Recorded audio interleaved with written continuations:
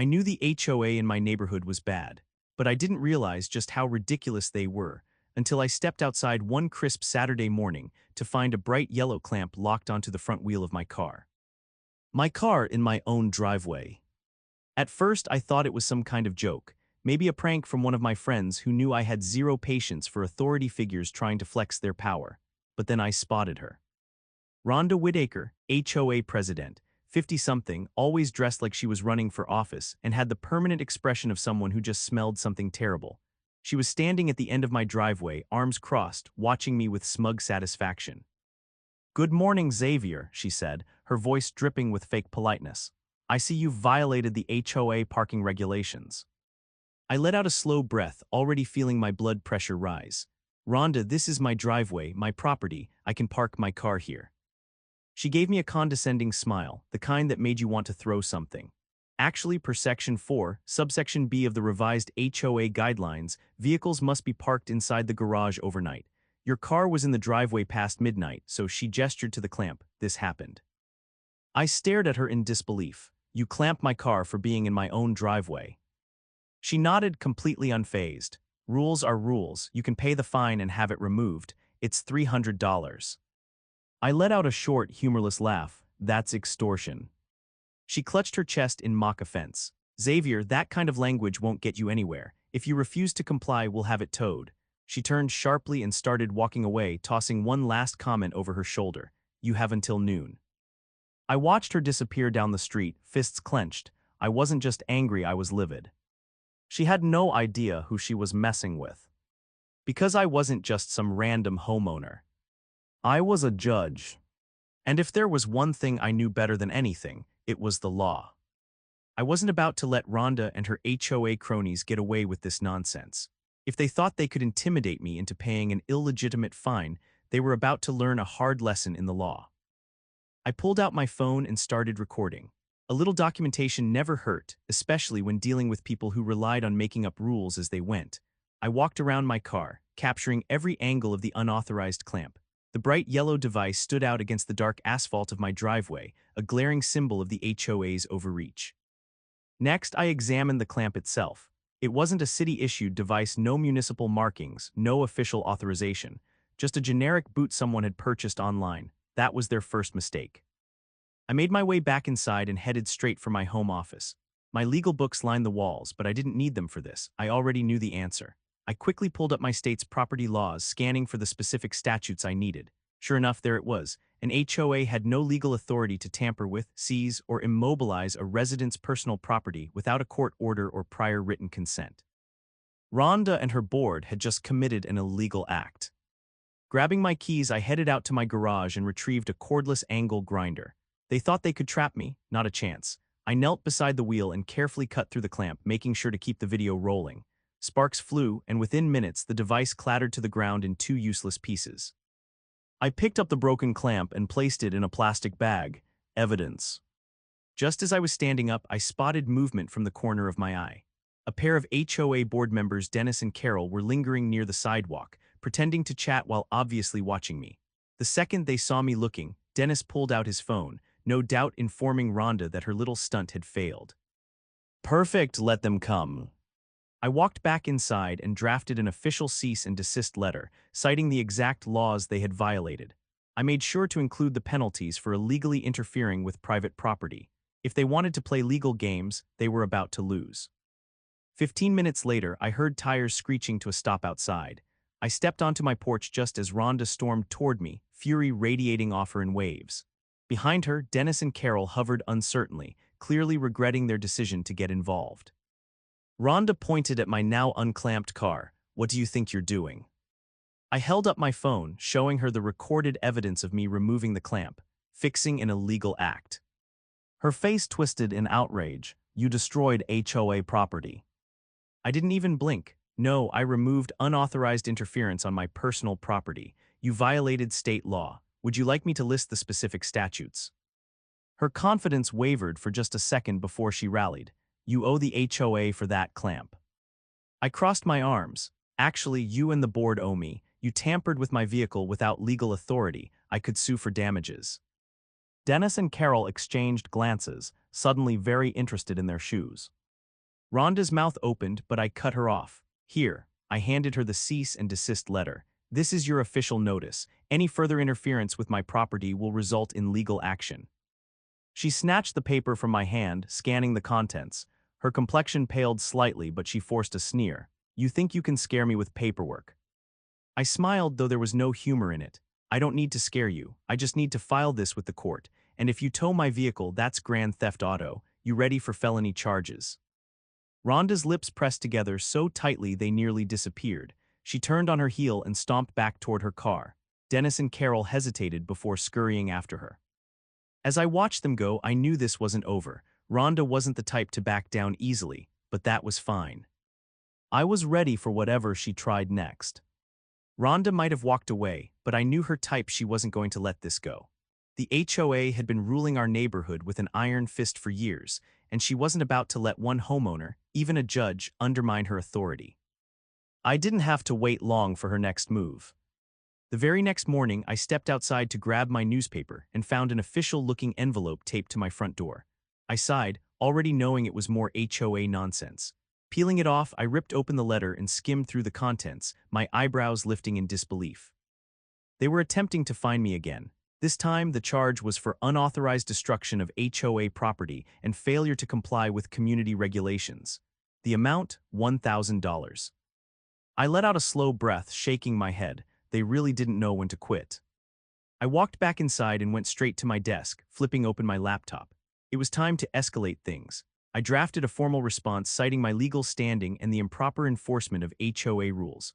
Attached to the letter were copies of the state statutes they had violated, along with a notice that any further attempts to impose unlawful fines would be met with legal action.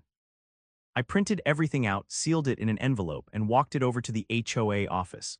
It was a small, nondescript building at the edge of the neighborhood, a place most residents tried to avoid. I stepped inside to find Carol sitting behind the desk, her fingers nervously tapping against the keyboard. She looked up and immediately stiffened. Before she could say anything, I placed the envelope on the counter. For Rhonda, I said, make sure she reads it carefully. Carol swallowed hard and nodded, clearly uneasy. I turned and left without another word. That should have been the end of it, but I underestimated just how far Rhonda was willing to go to maintain control. Later that evening, as I was winding down for the night, I noticed flashing lights reflecting off my living room window. Curious, I stepped outside and was greeted by a tow truck backing into my driveway. Unbelievable. I marched straight towards the driver, who was already preparing to hook up my car. He looked up as I approached, clearly hesitant. Can I help you with something? I asked, my voice even but firm. The man adjusted his cap. I got a tow request from the HOA, says this vehicle is in violation. I folded my arms. Did they provide a court order? The driver hesitated. No, just a written request from the HOA. I shook my head. Then you're about to commit theft. This is private property, and without a legal order, you have no authority to remove my vehicle. He looked back at his paperwork, clearly realizing something was off. Look, he said, lowering his voice. I don't want any trouble. I was just called out for a job. I nodded. I understand. But if you tow this car, I'll be filing grand theft auto charges against both you and the HOA. The driver's eyes widened. He glanced over his shoulder where Rhonda was standing on the sidewalk, arms crossed, watching the scene unfold. After a moment's hesitation, he sighed and started undoing the tow setup. Sorry, man, he muttered, not worth the hassle. Rhonda's expression darkened as she stomped toward us. What do you think you're doing? She snapped at the driver. He shrugged. I'm not towing a car off private property without a court order. I'm not getting sued for this. Her face turned red. You were given instructions by the HOA. I stepped forward, and he was about to commit a crime by following them. Rhonda, you're pushing your luck. She clenched her fists, scything. You think you can just ignore the rules? These aren't rules, I replied calmly. They're illegal actions disguised as regulations, and I have everything documented. For the first time, I saw a flicker of doubt in her eyes. The tow truck driver shook his head and climbed back into his vehicle, driving off without another word. Rhonda stood there, her mouth opening and closing as if searching for a response. I didn't give her the chance. I suggest you start reading up on state property laws, I said. Because if you try this again, I won't just send you a letter, I'll be filing an official legal complaint against the HOA. Her jaw tightened. Without another word, she spun on her heel and stormed off into the night. I exhaled slowly, watching her retreat. I knew this wasn't over, but she was running out of moves. The next morning, I woke up to an email from my neighbor, Paul. He was a retired military vet and one of the few people in the neighborhood who had always been skeptical of the HOA's antics. The email was short, but it confirmed what I already suspected. Just a heads up, Rhonda's been calling an emergency HOA meeting. Word is, they're trying to vote on new rules that'll give them more power over homeowners' property. Thought you'd want to know. I closed my laptop, rubbing my temples. They were really trying to rewrite the rulebook mid-game. Well, if they wanted to play dirty, I was more than ready to fight back. I wasn't about to let Rhonda and her HOA lackeys rewrite the rules just to solidify their control. If they were calling an emergency meeting, I needed to be there. But more than that, I needed to make sure it didn't go the way they wanted. I spent the rest of the morning gathering everything I needed. I printed out copies of state real estate laws, highlighting the sections that governed HOA authority. I also compiled every piece of evidence I had: photos of the illegal clamp, the cease and desist letter, the recorded video of me removing it, and the tow truck fiasco. If they tried anything underhanded, I was prepared to shut it down. By the time the meeting rolled around that evening, I was more than ready. The HOA meetings were usually held in the community clubhouse, a space that Rhonda and her board treated like their personal courtroom. When I arrived, the room was already packed. Residents filled the folding chairs lined up in rows, murmuring among themselves. It wasn't common for so many people to show up, which meant word had spread about what Rhonda was trying to pull. I spotted Paul near the back, arms crossed, giving me a knowing nod. A few other neighbors I recognized exchanged glances my way, some looking hopeful, others just tired of the HOA's antics. Up front, Rhonda sat at the long table, flanked by Dennis and Carol. She had an air of forced confidence, but I could see the tightness in her shoulders. She knew I wasn't going to make this easy for her. She tapped her gavel against the table, calling the meeting to order. As many of you know, she began, her voice carrying that same smug authority she always tried to wield, we've had a recent situation regarding noncompliance with HOA regulations. In light of these events, the board has decided that certain rules need to be updated to ensure the integrity of our community. There were a few murmurs in the crowd, most of them skeptical. Rhonda continued, ignoring the unease. Effective immediately, the HOA will have the authority to enforce compliance measures, including but not limited to vehicle immobilization, removal of noncompliant property, and additional fines for those who refuse to follow the guidelines set forth by this board. I stood up before she could say another word. That's illegal. The room went silent, all eyes turned to me. Rhonda's expression hardened. Excuse me. I stepped forward, holding up the documents I had prepared. The HOA does not have the legal right to seize, immobilize, or remove personal property from private driveways, not without a court order. What you did to my vehicle was already a violation of state law, and now you're attempting to rewrite the rules to cover your own misconduct. A few people in the audience murmured in agreement. Rhonda's lips thinned. The HOA has the authority to maintain order in this community. I flipped open the legal document in my hand. Not beyond state law, and not when it involves trespassing and damaging private property. If you enforce these new rules, you'll be opening the HOA up to multiple lawsuits. Dennis shifted uncomfortably in his chair. Carol looked down at the table, clearly realizing this was spiraling out of control. Rhonda wasn't backing down that easily. She squared her shoulders. The board has the right to amend regulations as necessary. I nodded. You do, but not when those amendments violate state and federal law. And if you attempt to enforce them, I will personally see to it that action is taken against this board. The tension in the room was thick. Someone in the crowd muttered, "He's got a point." Rhonda's face was a shade darker now, her frustration barely contained. She glanced at Dennis, expecting him to back her up, but he was suddenly very interested in his clipboard. I turned to the room. How many of you have received fines from the HOA that seemed excessive? How many of you have been targeted by arbitrary rule changes? Hands went up, not just a few, a lot. Rhonda's jaw clenched. I nodded. Then you all need to know something. HOA boards are not above the law. They exist to serve the community, not to act as dictators. If enough homeowners come together, you can vote to remove board members who abuse their power. A ripple of reaction ran through the crowd. Rhonda stiffened. Paul spoke up from the back. So what you're saying is, if enough of us are fed up, we can kick them out. I smiled. Exactly. Carol looked panicked now. Dennis was shifting in his seat, sweat forming at his temple. Rhonda slammed her gavel down. This meeting is over. But it was too late. The damage was done. Neighbors were already murmuring among themselves, discussing petitions, voting rights, and how they'd had enough of the HOA's nonsense. I turned and walked out, knowing full well that Rhonda's reign was coming to an end.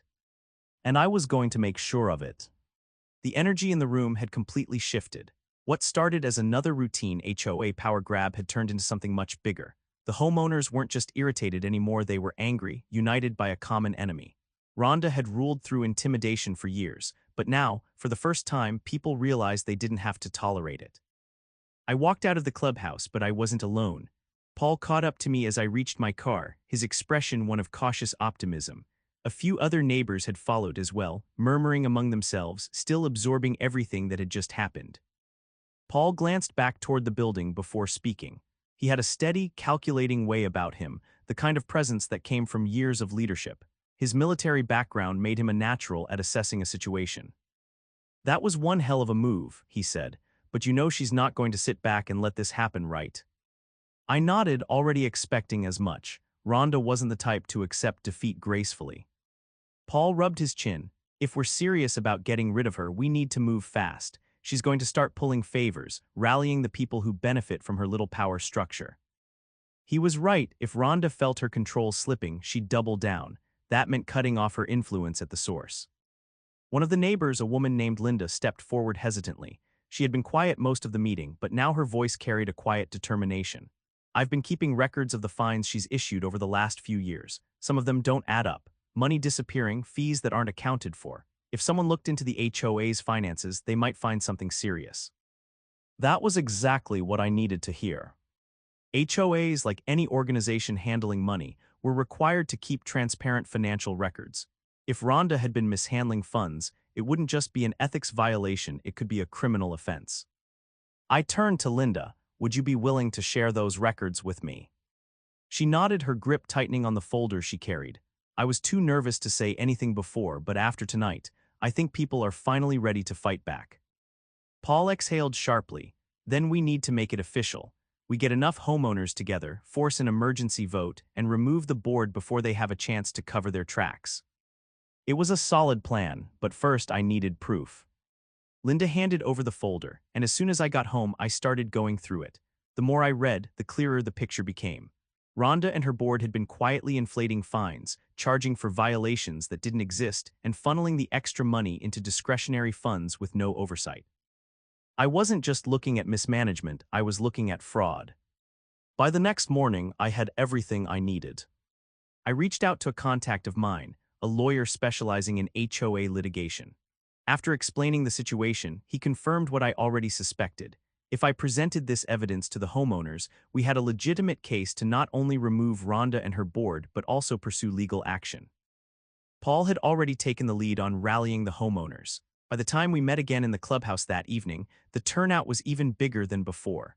Rhonda was there too, looking visibly irritated but still trying to maintain her composure.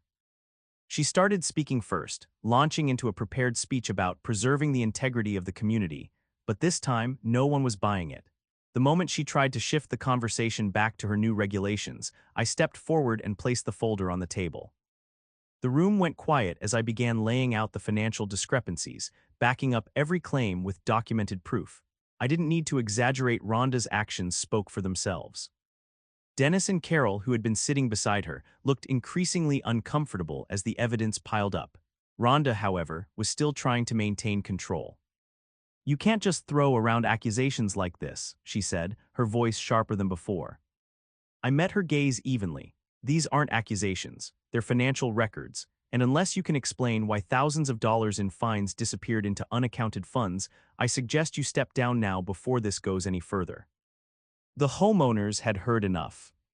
Paul initiated the motion, and within minutes the votes were cast. Rhonda, Dennis, and Carol were officially removed from the board. It happened faster than I expected. The moment the result was announced, Rhonda shot up from her seat, her face red with fury. She tried to protest, but the crowd wasn't listening anymore. As she stormed out, Paul turned to me, a rare smile breaking across his face. That was satisfying. "It's not over yet," I said. "She's going to fight this, but now she doesn't have the power to hide behind the HOA." And sure enough, within a week, an official investigation into the HOA's finances was launched. Rhonda tried to lawyer up, but it didn't do her any good.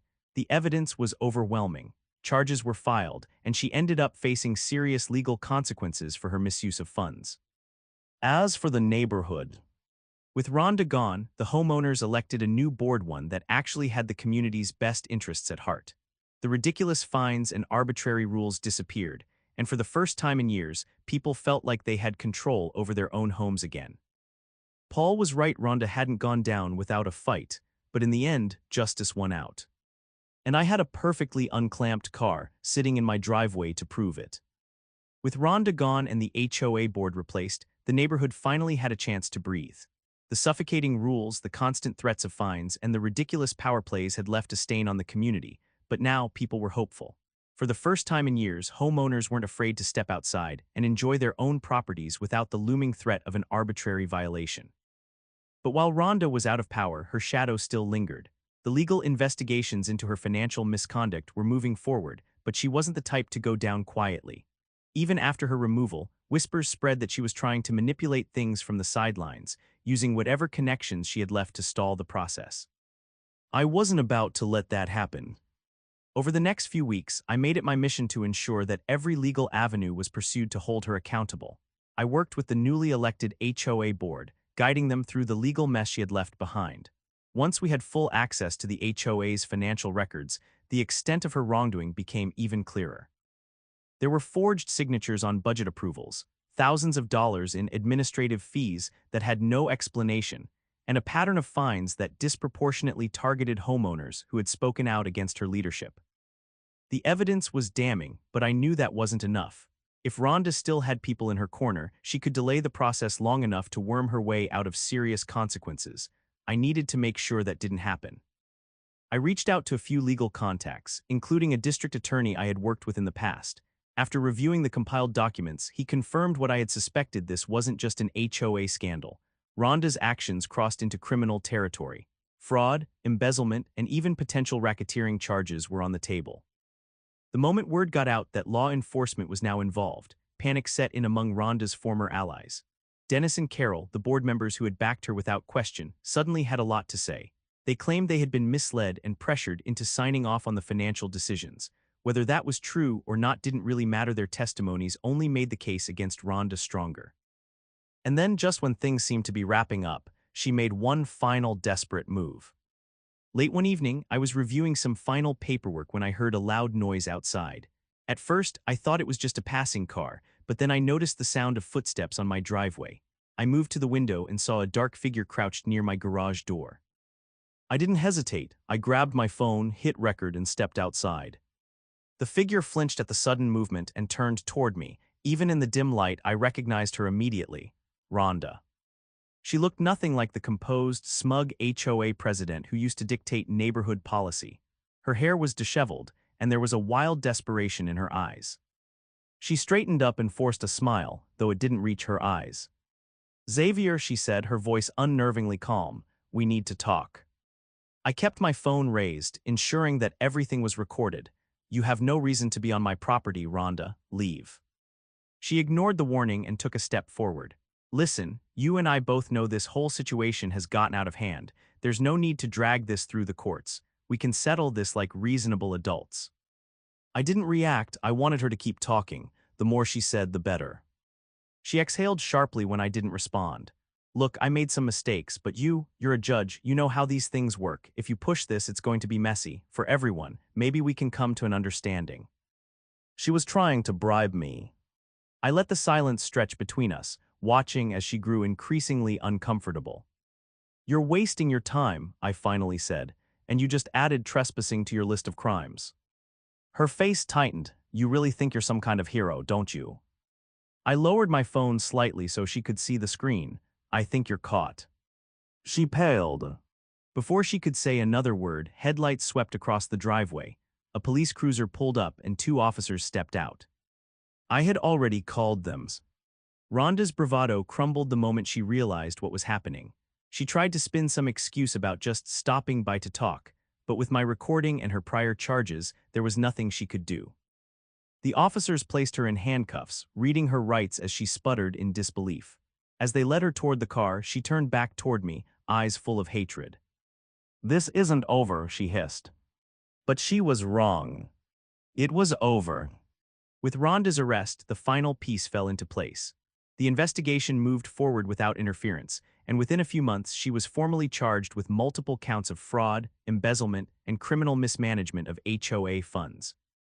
She took a plea deal in the end, but it still resulted in significant jail time and financial restitution to the homeowners she had exploited for years. The neighborhood, once shackled by her rule, was finally free. With a new, fair HOA board in place, the ridiculous fines were abolished, and the rules were adjusted to reflect what they should have been all along: a way to maintain the community, not control it. I had never set out to become the neighborhood's champion, but when push came to shove, I wasn't about to let corruption go unchecked. And as I stood in my driveway, watching the last remnants of Rhonda's reign disappear, I knew one thing for certain. No one was ever clamping my car again.